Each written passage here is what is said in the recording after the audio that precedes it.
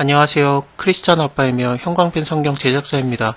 어떻게 생각을 해야 될지 모르겠는데 저번에 그 왜 영어 공부시키냐는 그거에 굉장히 많은 분들이 관심을 갖고 또 개인적으로도 많이 물어보시고 질문도 하시고 또 좋았다는 분들도 있고 오해를 하신 분들도 있고 다 좋았다는 분들은 그렇구나, 그러면은 영어도 공부를 해야 되겠고, 그리고 또 온라인에 대한 것도 좀 우리가 알아야 되겠구나, 메시지를 전파하는 중요한 매체가 되겠구나, 그렇게 받아들여셨던 분도 있는데, 어떤 분들은 그 로마가 멸망한 것처럼 그럼 미국이 멸망한다는 얘기냐, 그러면 종말오냐, 그런 얘기를 물어보시더라고요.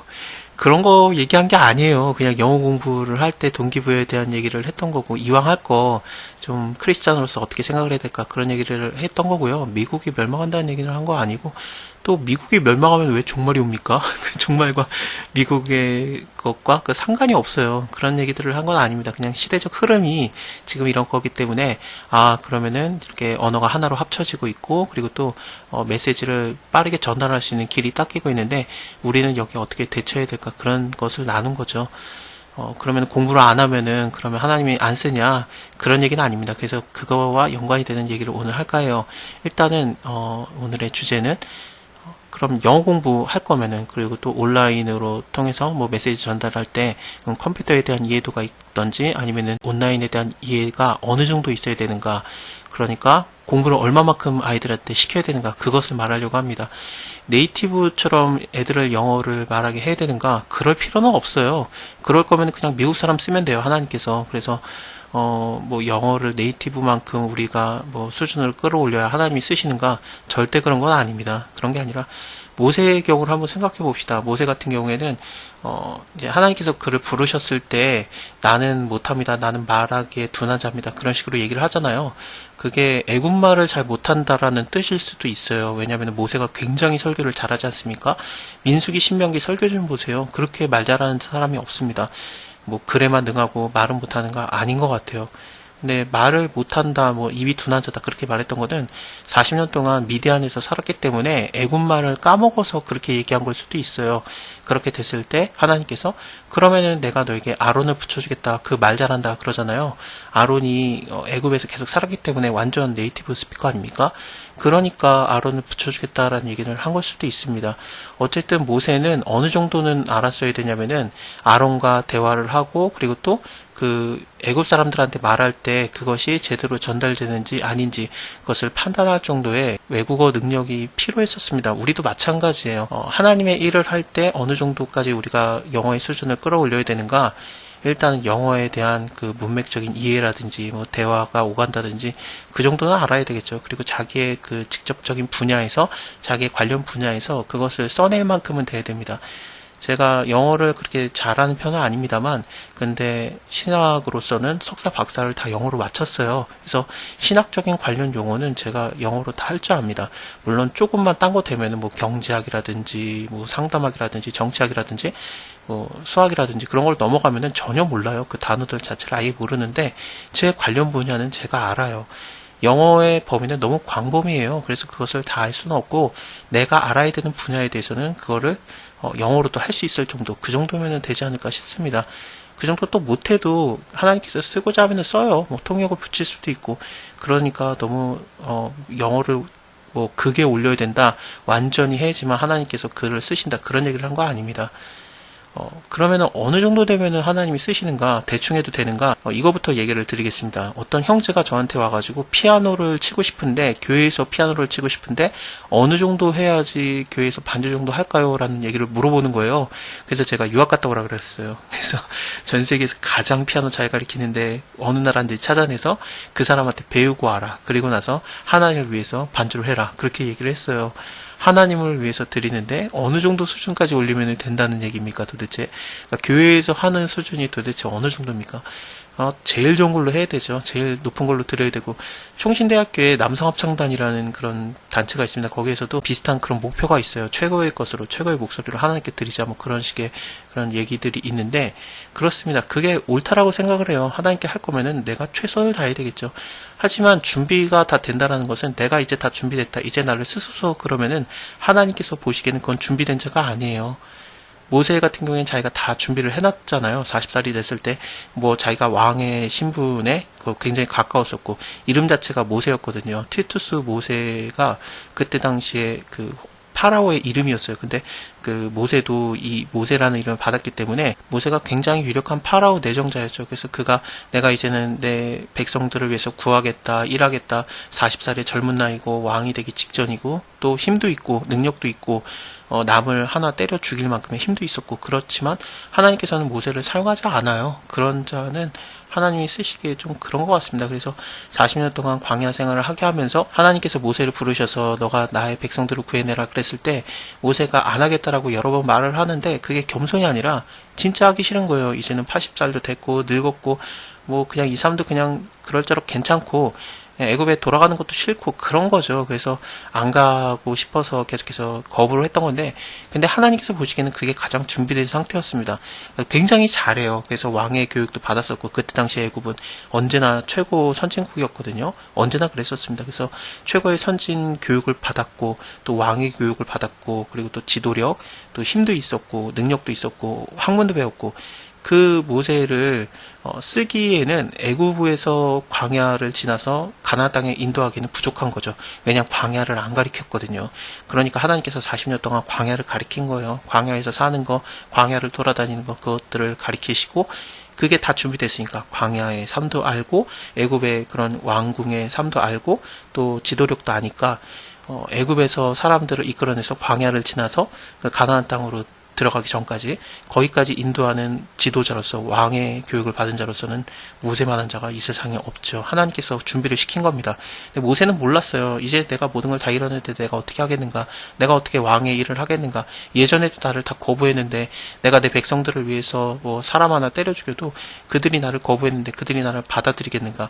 물론 우리를 받아들이는 건 아니에요. 하나님의 일은 하나님께서 직접 하시는 거기 때문에 우리는 그냥 시키는 대로 순종할 뿐이거든요. 그게 바로 준비된 상태입니다. 그래서 모세를 부르실 때도 네가 한번 신발 벗어봐라. 그거부터 시키는 거예요.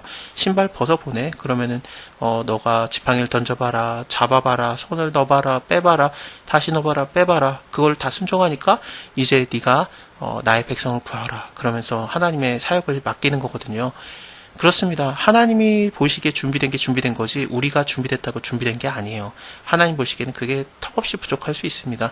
그래서 모든 삶, 우리의 모든 인생을 하나님께서 우리를 다 이끌어 가세요. 그래서 내가 학생이 됐다. 학생으로서 공부를 열심히 해야 된다. 당연히 그래요. 왜냐하면 우리를 하나님께서 준비시키는 과정일 수 있기 때문에 그렇습니다. 학교에서 영어 공부를 해야 된다. 지금 영어 공부를 할 수 있는 그런 활로들이 열렸다. 그러면 해야 되는가 말아야 되는가? 해야죠. 그것을 하나님께서 준비시키는 건지 어떻게 알겠습니까? 그냥 맡은 자에 구할 것은 충성이라고 그냥 우린 충성하면 돼요. 그래서 뭐 어떤 사람은 영어권으로 하나님의 사역을 시킬 수도 있고 어떤 사람은 아프리카로 보낼 수도 있고 어떤 사람은 인도로 보낼 수도 있고 다 각자 하나님이 부르시는 게 달라요. 뭐가 옳다라는 얘기를 하는 건 아닙니다. 하지만 대체적으로 지금 영어가 많이 깔려 있으니까 그리고 온라인을 통해서 얼마든지 메시지를 받아들이고 전할 수도 있는 그런 환경이 깔렸으니까 복음을 효과적으로 전하기 위해서는 영어와 온라인을 배우는 게 굉장히 좋은 거죠. 그래서 어느 수준까지 해야 되는가? 그 수준은 하나님만 아세요. 하나님 부르시는 그 순간이 바로 우리가 준비된 순간입니다. 그래서 하다 보면은 하나님이 어떤 사람은 좀 일찍 부르고 어떤 사람은 더 공부를 해야 부르고 어떤 사람은 완전 네이티브 스피커 정도로 수준이 올라가야 하나님 부르시기도 하고 하나님이 보셨을 때 준비가 됐다 했을 때 그때 알아서 딱딱 자기의 사역에 동참케 하시거든요. 그 사역에 동참하게 된다라는 게 꼭 뭐 목사님이 된다, 선교사가 된다, 전도자가 된다 그런 얘기를 하는 게 아니라 내가 일하는 거에서 얼마든지 하나님이 사용을 해요. 그래서 뭐 예를 들면은 옷을 파는 일을 한다라고 칩시다. 옷을 만드는 것이 옷을 파는 것이 하나님의 사역입니까 아닙니까? 창세기를 보면은 아담과 하와가 그 벗겨졌음을 알았을 때 그 무화과 잎으로 가리잖아요. 그때 하나님께서 가죽옷을 해서 입혀주세요. 옷을 입혀줬던 것은 하나님의 사역이었습니다. 그게 어떻게 하나님의 사역이 아니겠습니까? 그래서 내가 옷을 좋은 것을 싼 가격에 얻어서 남들에게 속이지 않고 좋은 가격에 잘 팔면 그것도 하나님께서 허락하신 하나님의 사역이에요. 또 먹이는 거라든지 입히는 거라든지 장사라든지 다 하나님의 사역이 될 수 있습니다. 하나님께서 함께 하시고 부르시면은 예수님께서 장사에 대해서 이상하게 생각하신 적이 없어요. 그 달란트 비유 얘기를 할 때 뭐 한 달란트, 뭐 두 달란트, 다섯 달란트 그 가진 자들, 그 자들이 이제 두 배로 불리는 거, 그것이 얘기가 나오지 않습니까? 근데 한 달란트 가진 자는 땅에다 묻고 그것을 안 했어요. 그랬을 때 예수님께서 와가지고 뭐라고 하냐면은 너가 왜 그렇게 했느냐? 그걸 은행에다 넣어서 내가 별리도, 그러니까 이자도 받게 하지 왜 그랬느냐 그러면서 이자에 대한 개념도 하나님께서 아시고, 또 그 두 달란트, 다섯 달란트 가진 자들이 장사를 해서 그걸 두 배로 불렸다라고 나오거든요. 그러니까 장사라는 개념을 하나님께서 나쁘게 안 봐요. 장사도 하나님께서 주신 사역일지 어떻게 알겠습니까? 그러니까 우리가 너무 하나님의 사역을 그 교회와 연관시키고, 물론 교회랑 연관돼야 되는 게 맞죠. 그렇지만 하나님은 어디나 계신 분이고 어디서나 함께 하시는 하나님이에요. 그렇기 때문에 내가 일하는 거, 이것이 하나님께서 받으실 만한 제물로 되게, 그러니까 모든 삶이 거룩한 산 제사가 되게, 그렇게 하면 되는 겁니다. 그래서 영어 공부를 계속 해야 된다, 어디까지 해야 되는가, 하나님이 사역에 맡기실 때까지 그냥 하면 됩니다. 그래서 네가 이 정도 영어를 하게 됐구나, 그러면은 이 일로 너가 동참케 되라, 그러면서 하나님이 얼마든지 인도를 하실 수 있는 거죠. 그렇습니다. 우리가 다 같이 10달란트를 받은 자가 아니에요. 5달란트를 받은 자가 아니고, 어떤 사람들은 한 달란트, 어떤 사람은 2달란트, 어떤 사람은 5달란트, 그 맡겨진 만큼이 다 달라요. 그래서 많이 받은 자는 많이 요구하시고 적게 받은 자는 적게 요구하신다라는 하나님의 말씀을 생각해 볼 때, 내가 능력이 이만큼이다 그러면 그만큼 하면 돼요. 그거 안 한다고, 그거 못 한다고 하나님이 또 안 부르는 것도 아니에요. 사역에 부르시고자 하면 얼마든지 부르시고, 또 그냥 사랑받으면서 지내야 될 때는 그냥 사랑만 주시고 그렇기도 하거든요.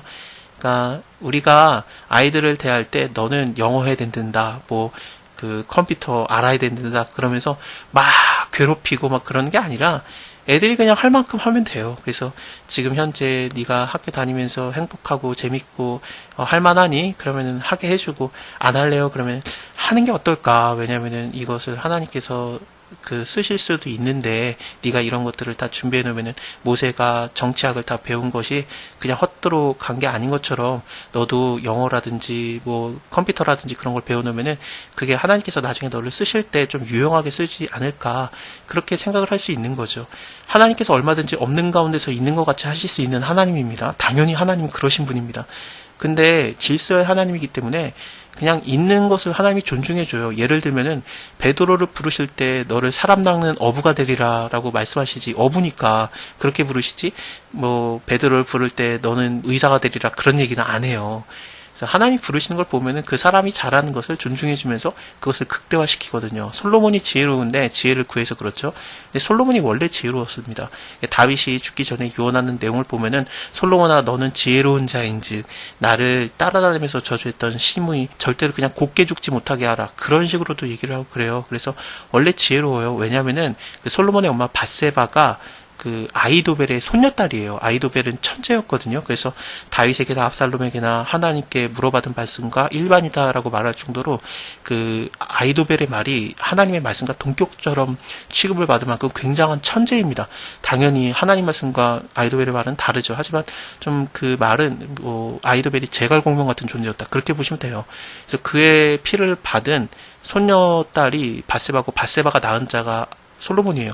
그러니까 유전적이라고 생각을 해야 되나, 어쨌든 혈통적으로도 원래 똑똑해요. 그리고 다윗도 네가 똑똑하다라고 얘기를 했었고, 그러니까 똑똑하니까 또 하나님한테 지혜를 더 구했나 봐요. 어쨌든 그래요. 그러니까 그것을 더 하나님의 은혜로서 더 그게 완성되고 그러는 거고, 모세도 이미 뭐 왕의 교육을 받았고 그랬을 때 그것을 하나님이 함께 하셨기 때문에 더 하나님의 백성을 이끌어내는 지도자가 되는 거고, 베드로도 어부였는데 사람 낚는 어부가 되게 하시는 거고, 그렇습니다. 그래서 우리가 내가 지금 뭘 하고 있는 거 그냥 하고 있으면 돼요. 그래서 공부하고 준비하고, 영어도 그렇고 뭐 컴퓨터도 그렇고, 혹시 나는 영어권에는 관심이 없다, 나는 뭐 소수민족을 위한 그런 사역에 맡겨지길 원한다, 그러면은 뭐 그런 소수민족을 위한 언어를 공부하시면 됩니다. 사람이 많다고 그게 중요한 것도 아니고, 사람이 적다고 그게 안 중요한 것도 아니잖아요.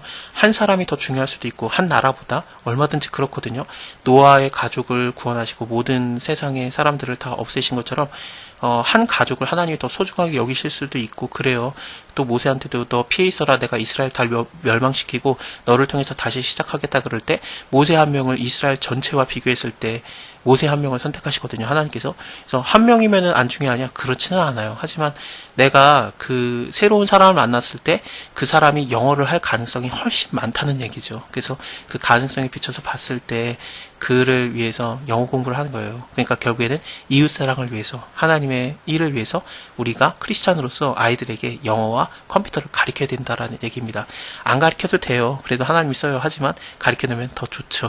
아, 맞다. 이 사진 얘기 안 했네요. 이 사진이 제가 공부하던 학교에서 가까운 그런 그 동네 호수예요. 거기에 이런 분수도 나오고 자주 갔던 데인데, 여기 그 제 딸이 여기서 그 싱싱이 타는 거 좋아했거든요. 그래서 그거 와가지고 싱싱이 타다가 거기서 놀고 있는 오리들 보면서 이렇게 좋아서 거기 다가가는 모습 찍어놓은 사진이거든요. 이때가 참 그립기도 하고 그렇네요. 그냥 아무것도 모르고 공부만 할 때였는데, 어쨌든 그때 공부를 해서 지금 이렇게 여러분과 같이 성경 말씀을 나누고 그러는 거죠. 저는 제가 아직도 준비됐다라고 생각 안 해요. 와, 내가 어떻게 벌써 하나님 말씀 나눌까? 아직도 부족한 거 투성인데 그랬는데, 하나님께서 그냥 너는 이 정도면 됐다. 그러니까 많은 달란트를 저한테 주지 않고 이걸로 갖다 하게 하신 거죠. 저보다 굉장히 많은 달란트를 받은, 그러니까 성경을 굉장히 더 깊게 하는 사람들은 더 공부를 더 하고 계시고, 그들은 또 준비가 됐다라고 판단을 하시면 하나님께서 그러면 또 쓰시고 그렇죠. 어쨌든 아이들에게 그 영어 공부 너무 집중시켜서 막 괴롭히지 마시고, 애들이 그냥 할 수 있게 그냥 동기부여가 되고, 아, 내가 해야 되겠구나 라는 것을 그냥 마음으로 가질 수 있게. 또 컴퓨터도 그렇고, 컴퓨터 온라인 이거 요즘에 코로나 때문에 굉장히 괴롭지만, 또 하나의 좋은 점은 아이들이 학교를 못 가고 컴퓨터를 집에서 해서 그런지 온라인으로 메시지 받아들이고 메시지를 전하는 방법을 정말 많은 사람들이 그냥 저절로 배우고 있어요. 이게 좋다라는 얘기는 아닙니다. 코로나 상황이 왜 좋겠습니까? 이건 나쁜 상황이고 힘든 상황이고 괴로운 상황인데, 어쨌든 아이들이 그 길에 대한 거, 그러니까 메시지를 전하는 길에 대한 것을 저절로 배우고 있는 상황이 되고 있기도 하고 그렇습니다.